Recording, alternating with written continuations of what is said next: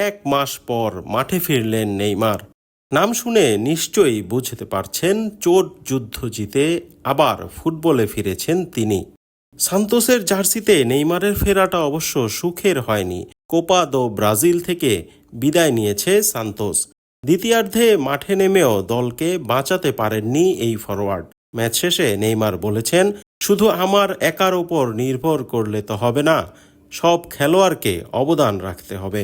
Tournament থেকে বিদায় নেওয়ার হতাশায় হয়তো এই কথাগুলো বলেছেন তিনি, কিন্তু সান্তোসে নিজের ভবিষ্যৎ নিয়ে যা বলেছেন সেটা ভাবনারই বটে।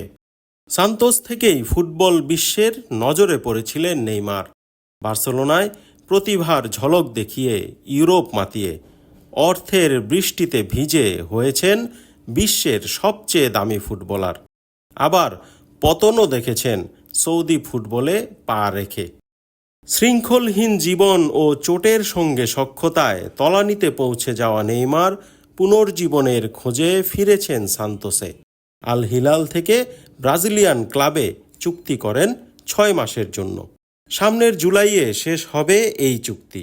এরপর সাবেক বার্সেলোনা ফরোয়ার্ড বলেছেন, আমি এখনও জানি না। অর্থাৎ নেইমারের ক্লাব ফুটবলের ভবিষ্যৎ অনিশ্চিত। সান্তোসে থাকবেন কিনা জানেন না, অথচ এই সান্তোস তাকে না ফেরালে মাঠেই হয়তো নামা হতো না নেইমারের। আল হিলালের বেঞ্চ গরম করতে হতো। ক্লাব ফুটবলের ভবিষ্যৎ নিয়ে দ্বিধায় থাকা নেইমারের ব্রাজিল দলের ভবিষ্যৎটা কি?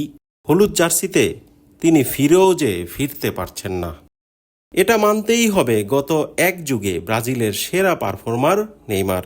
ক্লাব ফুটবলে তার সময় যেমনই কাটুক, জাতীয় দলে সব সময় আলো ছড়িয়েছেন। চোটের কারণে দলে থাকতে পারেননি, সেটা অন্য আলোচনা। তবে মাঠে নামলে ঝলক দেখিয়েছেন। ব্রাজিলের নতুন কোচ কার্লো আনচেলত্তির সুনজরে আছেন নেইমার।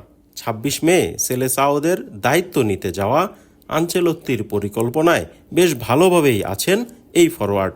ব্রাজিলের এক সংবাদ মাধ্যম জানিয়েছে, সামনের বিশ্বকাপ বাছাইয়ের স্কোয়াডে থাকছেন নেইমার। আনচেলত্তি দায়িত্ব নেওয়ার আগেই নাকি ব্রাজিল ফুটবল ফেডারেশনকে কয়েকজন খেলোয়াড়ের তালিকা পাঠিয়েছেন। সেই তালিকায় আছে নেইমারের নাম। গত মার্চের বিশ্বকাপ বাছাইয়েও ব্রাজিল স্কোয়াডে ছিলেন নেইমার। 16 মাস পর ফিরেছিলেন জাতীয় দলে, কিন্তু মার্চের শুরুতে সান্তোসের হয়ে খেলার সময় চোটে পড়ায় ছিটকে যান দল থেকে। গত মাসে চোট কাটিয়ে ফেরার দিনেই আবার ইনজুরিতে কাঁদতে কাঁদতে মাঠ ছাড়েন তিনি। ওই চোট কাটিয়েই 1 মাস পর মাঠে ফিরলেন তিনি। 2 জুন আনচেলত্তির দল ঘোষণা করার কথা। এর আগে সান্তোসের হয়ে আরও 3টি ম্যাচ খেলার সুযোগ পাবেন নেইমার। ফিটনেস পরীক্ষা দেওয়ার সঙ্গে নতুন কোচকে সন্তুষ্ট করার জন্য এই সময়টাই যথেষ্ট হওয়ার কথা। কিন্তু খেলোয়াড়টি যখন নেইমার, তখন উল্টো ভাবনাও তো থাকে। আবার না ইনজুরিতে পড়েন,